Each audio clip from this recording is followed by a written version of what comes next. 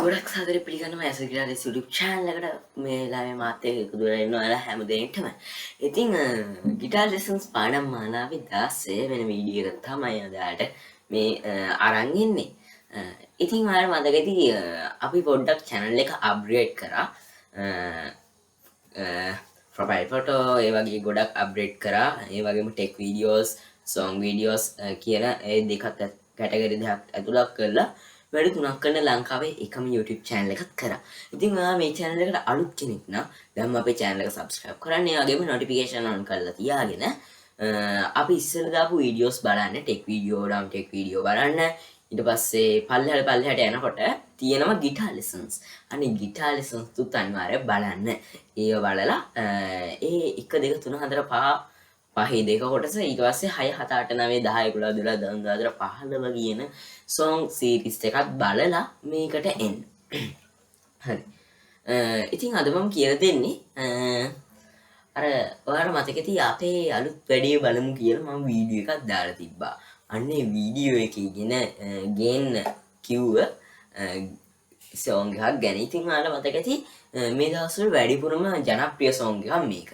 මොකද නැතුම් කමුවේ රාජා මේ දළදා කරඩුව වඩම්මන්න මහනුවරට යන අතරමඟදී වීඩියෝස් කරලා මෙන්න මේ සින්දුවට තමයි බෑග්ග්‍රවුන්ඩ් මියුසික් එක දාලා සමාජ මාධ්‍ය ජාල හරහා යනෝ දැක්කා. අන්න ඒ නිසා මටත් හිතුණා මේක කරත් හොඳයි කියලා. අන්න ඒ නිසා තමයි මම මේ වීඩියෝ එක ඔයාලට අද ගේන්නේ. ඉතින් මේ song එකේ නම වැඩි කතාවක් නැතුව මම කියන්න. මේ song එක තමයි බුදු බණපදයක් සවන වැකේවා කියන song එක.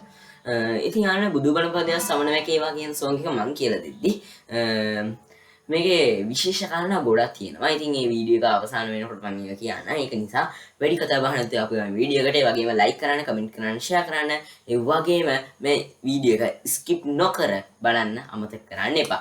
යාළුවනේ වැඩි කතා බහ නැතුව අපි යමු වීඩියෝ එකට. ඉතින් ආන්නේ ගොඩක් වෙලාවට මම පල්ලෙහා බලනවා. මොකද මෙතන තමයි මගේ control panel එක තියෙන්නේ.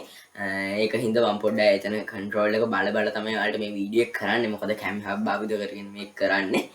හරි යාළුවනේ. ඉතින් වැඩි කතා බහ නැතුව අපි ආව වීඩියෝ එකට. ඉතින් මේ song එකට විශේෂම කාරණා තමයි මම string pattern එකක් දෙන්නේ නැහැ. මොකද මේ song එකට ඕනම string pattern එකක් ඔයාලට උනත් ගහ ගන්න පුළුවන්. මේකේ මං ගහන string pattern එක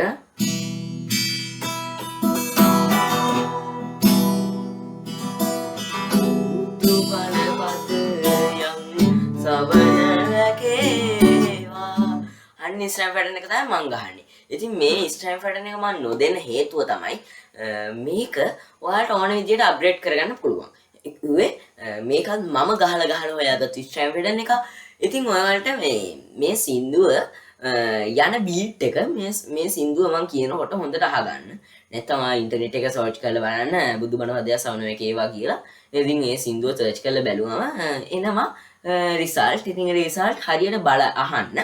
අහලා ඔයා කරන්න ඕන මේක හරියට මේ බීට් එක ඔළුවට දාගෙන ඔයා try කරන්න. ඕන string pattern එක ගහ try කරන්න. එතකොට මේ string pattern එකත් එන්න ඉඩ තියෙනවා. සමහර විට අර බලන්න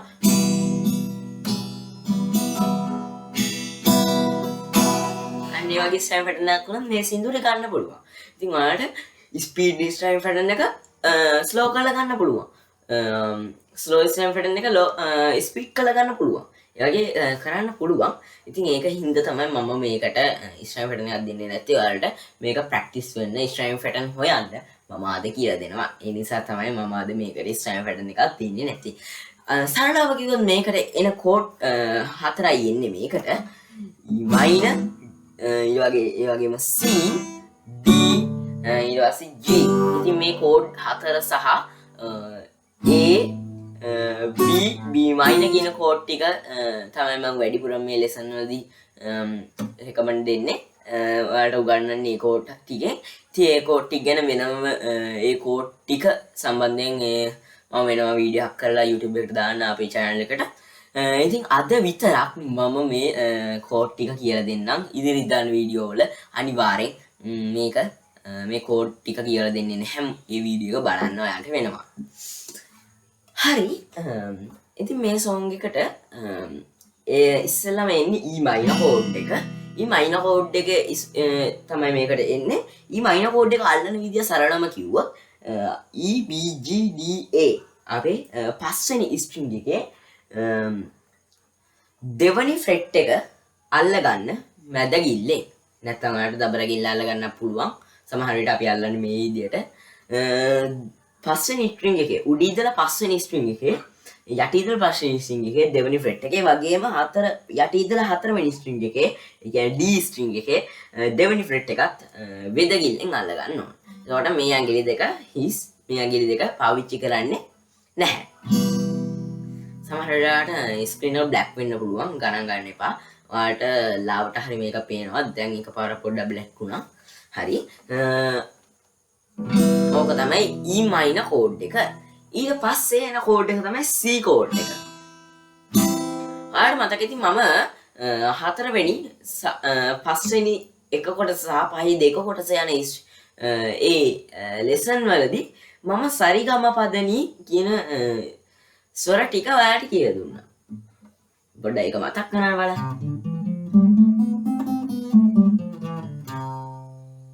ඔන්න ඔය ටික.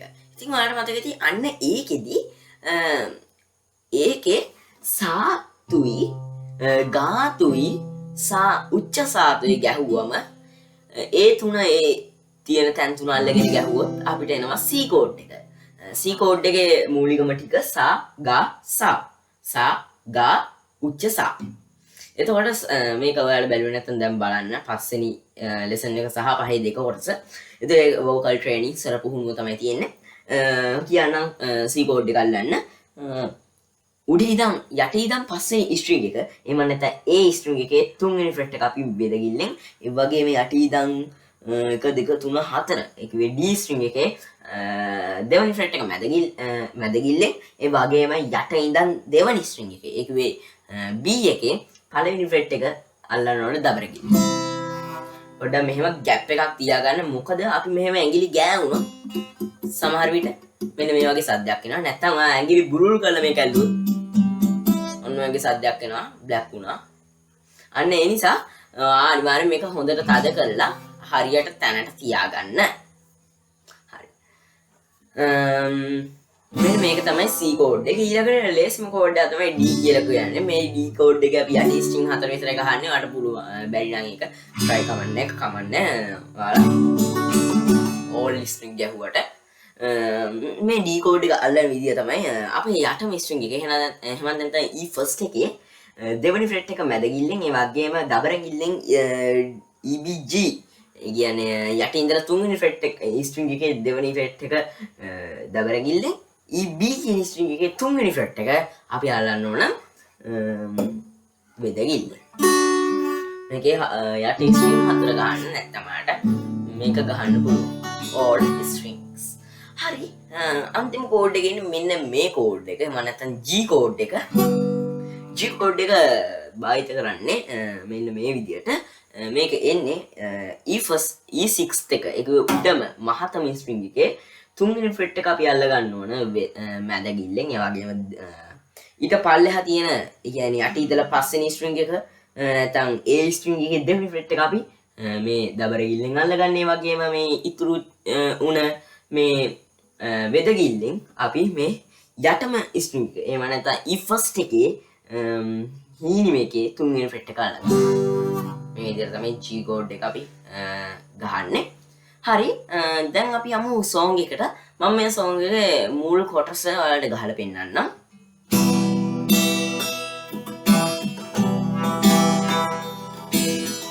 බුදු බණ පදයන් සවන වැකේවා බුදු ගුණ පමනං සිතට නැගේවා අවසන් වරට මගේ ඇස් පියවෙන මොහොතේ බුදු හිමිව මට නැයි පෙනේවා. ඔන්න ඔකට තමයි මේකට මූලටම එන කොටස. ඉතින් මේ කොටස ඔයාලට ලේසියෙන්ම ගහ ගන්න පුළුවන්. E minor chord එක තමයි මේක පටන් ගන්න. E minor chord එක අල්ලගෙන මම මේක හිමින් ගහලා පෙන්නන්නම්. E minor chord එක අල්ලගෙන බුදු බණ පදයක්. ඊට පස්සේ සීයකට මාරු වෙන්න. සවන ඊට පස්සේ ඩීයකට මාරු වෙන්න. වැකේවා. ඊට පස්සේ ඩී එකේම ඉඳගෙන බුදු ගුණ පමණක් ඊ මයින සිතට නැගේවා. ඊට පස්සේ G එකට මාරු වෙලා අවසන් වරට ඊ මයින මගේ D එකට මාරු වෙන්න ස්පිය වෙන ඊ මයින මොහොතේ ඊ මයින එකේ ඉඳගෙන බුදු හිමිරුව මට D එකට මාරු වෙන්න මැවි ඊ මයින පෙනේවා. ඔන්න ඔය දැන් සරණම මේකේ මුළු කොටස. ඉතින් අපි මේක ප්‍රැක්ටිස් වෙන්නත් එක පොඩ්ඩක් අහලා බලමු.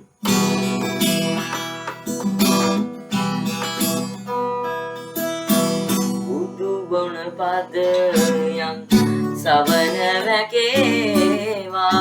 බුදු ගුණ පමණක් සිතට නැගේවා. අවසන් වරට මගේ ඇස්පිය වෙන මොහොතේ බුදු හිමිරුව මට මැවි පෙනේවා. හරි, දෙවනි කොටසට අපි ගියොත් මේක මම පොඩ්ඩක් කියලා පෙන්නන්නම්. පව් සිදු වෙන්නේ තියෙන නොදැනීම, එනිසයි සසරේ ඉපදීම, බුදුදහම හිමියෙන් සැනසීම, එනිසයි සතරේ ඉපදීම, පමණේ සදහට සැනසීම කියන කොටස. ඉතින් මේකේ ඒකෙත් පටන් ගන්න ඊ මයින කෝඩ් එකෙන්මයි. ඇත්තටම කිව්වොත් මේකේ පටන් ගන්නෙත් ඊ මයින එකෙන්මයි. ඊ මයින එක අල්ල ගන්න. පව් සිදු වෙන්නේ නැති D එකට මාරු වෙන්න නොදැනීම. ඊට පස්සේ C එකට මාරු වෙන්න එනිසයි සසරේ G එකට ඉපදීම. ඊට පස්සේ D එකට මාරු වෙන්න බුදු ධම්ම හිමෙන් C එකට මාරු වෙන්න පැහැදීම. ඊට පස්සේ E මයින් එකට පමණයි සදහට G එකටම සැනසීම. හරි, ඊට පස්සේ ආයි අර මිඩල් ඉන්ට්‍රෝ කියලා කිව්වොත් හරි දන්නේ. අර බුදු බණ පදය සමනකයා සොංගියේ බුදු බණ පදය සමන වැකේවා බුදු ගුණ පමණක් සිතට නැගේවා කියන කොටස විතරක් මේ සින්දුවේ පළවෙනි වර්ස් එකේ ඉවරනවා. අර දැන් අපි ගහුව පව් සිදු වෙන්නේ නොදැනීම ඒ කෑල්ල ඉවරුනාම අන්න ඒ කොටස බුදු බණ පදය සමන වැකේවා බුදු ගුණ පමණක් සිතට නැගේවා කියන කොටසට පමණක් එතෙන්ට රිපීට් වෙනවා. හරි, ඒ කොටසත් ඔයාලා ගහමු කියමු මේ විදිහට. බුදු බණ පදයන් සවන වැකේවා බුදු ගුණ පමණක් සිතට නැගේවා. ඔන්න ඔච්චරයි. එතකොට ඔයාලා හිතනවානේ මේකේ වර්ස් දෙවනි වර්ස් එක ඊළඟටම කෑල්ල අර ඉස්සෙල්ලා ගැහුව කෑල්ල වගේම කෝඩ් ටික එන විදියයි කියලා. නෑ, ඒකේ වෙනම චේන්ජින් එකක් වෙනවා වෙන විදියකට. හරි, ඊ මයින් එකට අල්ල ගන්න. සැප සොයලා ගොස් D එකට දුක විඳම. ඊට පස්සේ C එකට මාරු වෙලා සපල උනේ නෑ G එකට පැතු සම. ඊට පස්සේ D එකට අවසන් මොහොතේ C එකට ඉතිරි වුණා. ඊට පස්සේ E මයින කල හොඳ නොහොඳයි G එකට මට උරුම. ඊට පස්සේ ආයි අර බුදුගුණ පදය සමන ගියා බුදු ගුණ පමණ සිද්ධ නැගියා සමරට මගේ ස්පිය වෙන මොහොතේ බුදු හිමිරුව මට මැවි පෙනේවා කියන මුළු කොටසම එතෙන්ට මූ වෙනවා. හරි ඉතින් ඕන ලෙසන් එක ඉවරයි. අපි දැන් ප්‍රැක්ටිස් කරමු එක මුල ඉඳන් සෝංග් එක ඒ විදියට මාත් එක ගහන්න. ඔයාට හුරු ස්නෑප් පැටර්න් එක අල්ල ගන්න. හරි.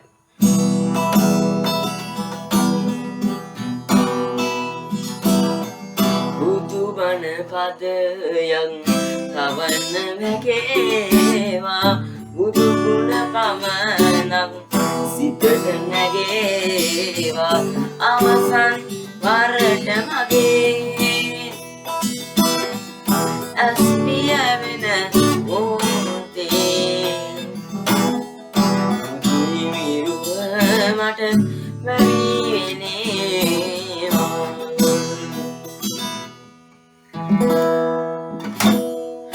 පව් සිදුවෙන් නැති නොදැනීම එනිසයි සසරේ ඉපදීම බුදු ධම්මහිමෙන් පැහැදීම පමණයි සදහට සැනසීම බුදු බණ පදයක් සවන වැකේවා බුදු ගුණ පමණක් සිතට නැගේවා සැප සොයලා ගොස් දුර විඳම සඵල වුණේ නෑ පැතූ සැම අවසන් මොහොතේ ඉදිරි වුණ කල හොඳ නොහොඳයි මට උරුම බණ පදයන් සවන වැකේවා බුදු ගුණ පමණක් සිතට නැගේවා අවසන් වරට මගේ ඇස් පිය වෙන මොහොතේ බුදුනේ නිරුව මට ලැබී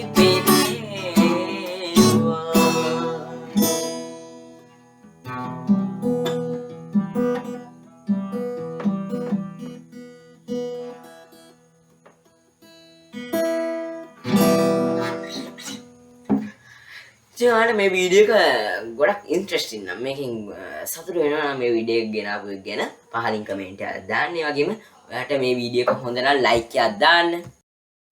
ඉතින් මේ වීඩියෝ එක ඉන්ට්‍රස්ටිං නම් ලයික් කරන්න. ඒ වගේම කමෙන්ට් කරන්න. ඔයාගේ යාළුවන්ට මේ වීඩියෝ එකේ ලින්ක් එක ෂෙයා කරන්න. නැත්නම් අපේ channel එකේ ලින්ක් එක ෂෙයා කරන්න. අමතක කරන්න එපා. ඉතින් ටෙක් වීඩියෝස් නතර වෙලත් නැහැ, සොංග් නතර වෙලත් නැහැ, ගිටාර් නතර වෙලත් නැහැ. ඉතින් දිගටම අපි බැලන්ස් කරගෙන වීඩියෝ කරනවා. අපේ වීඩියෝ දාන විදිය කිව්වොත් සිකුරාදා සහ ඉරිදා දවසේ තමයි අපි වීඩියෝස් අප්ලෝඩ් කරන්නේ. අපිට අවස්ථාව ලැබෙන්නේ සිකුරාදා සහ ඒ දවසේ all time පැය 24ම නෙමෙයි රෑ 9 වෙනකොට 7 වෙනකොට අපි වැඩ ඉවර කරනවා.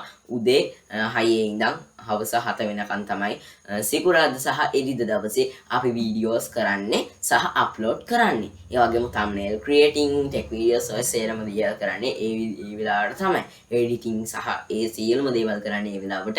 ඉතින් ඒ වෙලාවට පුළුවන් ඔයාලට මාව contact කරගෙන අවශ්‍ය දේවල් දැනගන්න. ඉතින් ඔයාලා මම අපේ channel එකේ about ගිහිල්ලා බලන්න contact details කියලා link ටිකක් WhatsApp, Telegram group එකට සම්බන්ධ වෙන්න පුළුවන්. ඒ වගේම FB, Instagram and ඒ වලට සම්බන්ධ වෙන්න පුළුවන් ඔයාලට. ඉතින් අනුවනේ අද යන්න වෙලාවත් ඇවිල්ලා. ඉතින් මේ වීඩියෝ ගොඩක් ඉන්ට්‍රස්ටිං නම් මම ඉස්සෙල්ලා කිව්වා වගේ share කරන්න, like කරන්න, comment කරන්න අමතක කරන්න එපා. එහෙනම් ඔයාලා කරුණාත් එක්ක බෙදා ගන්න.